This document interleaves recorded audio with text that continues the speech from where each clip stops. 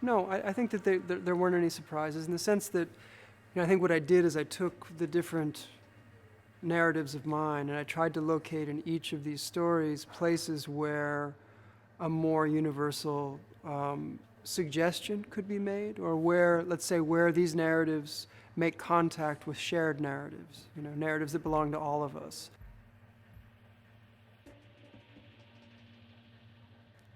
I tried to be careful not to choose simply based on quality, because one could do that. You could go into a collection that's as rich as this and you could find the best examples of everything. But instead I tried to choose things based on content and how they could relate to my narratives.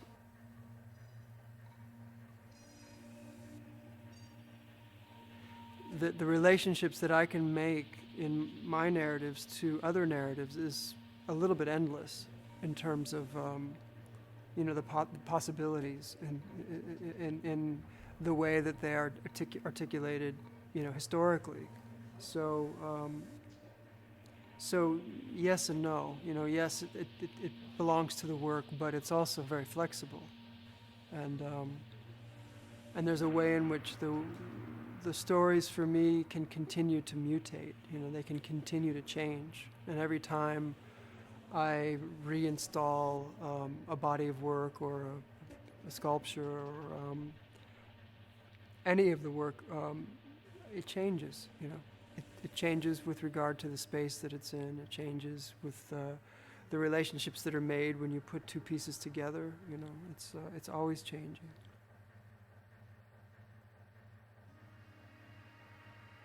Not exhaustively. I mean, I had a very basic art training. I didn't go to an art school, so my art training wasn't rigorous in that way in terms of the fundamental stuff. On the other hand, I think drawing has been present my whole life, and it continues to be a daily tool. I think that an exhibition like this makes it clear that the drawing is where the writing takes place. That the storyboards that involve a lot of drawing, that's the way the stories are written. And so the work begins with drawing in that way, but it also ends with drawing in some of the more refined drawings that are done after the story is made. It's sort of the last thing that I would do.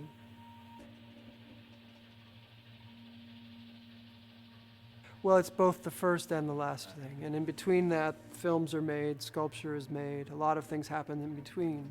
But I don't start making the more elaborate drawings until everything else is finished. I think it's a way of clearing the slate so that something else can begin. In the sense that sometimes the drawings are,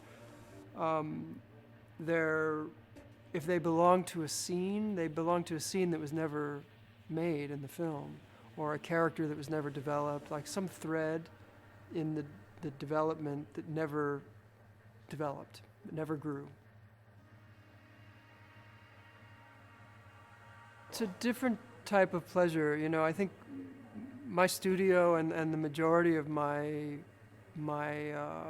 work is collaborative. I work with a quite big group of people, both in terms of fabricating sculpture, but in terms of filmmaking, it's collaborative. So I'm surrounded by people all day, and the drawing I do alone, and it's sort of the one thing that I can do by myself. So in that way, it's become much more precious to me and much more, I think one of the reasons that the drawings have become more elaborate is that I can spend longer in that state of meditation, really, which is solitary.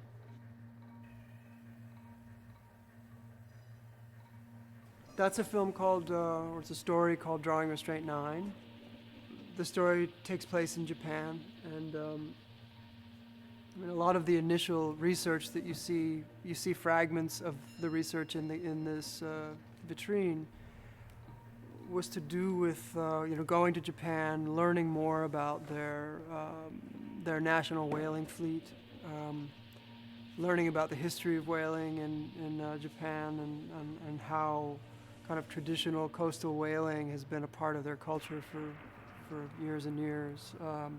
And, you know, thinking about the kind of contemporary condition, political condition around the preservation of whales. And so I got very interested in the spirit of the Drawing Restraint project to go to Japan and to go on board this national whaling boat and make this work, you know, without making it political, you know, as a condition. And beyond that, you know, a narrative grew out of that, where two guests come to the ship, they meet. There's a kind of ritual that takes place, which is a marriage of sorts, and then a transformation that takes place where those two land mammals become whales. And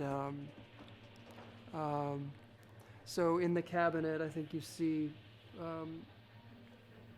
a number of scenes that are drawn. The scenes are organized in these cabinets as vertical strips, and those are scenes, basically. And then from time to time, they're interrupted by objects from the BNF collection, where there used to be a strip of drawings of mine. I've replaced it with something from the collection.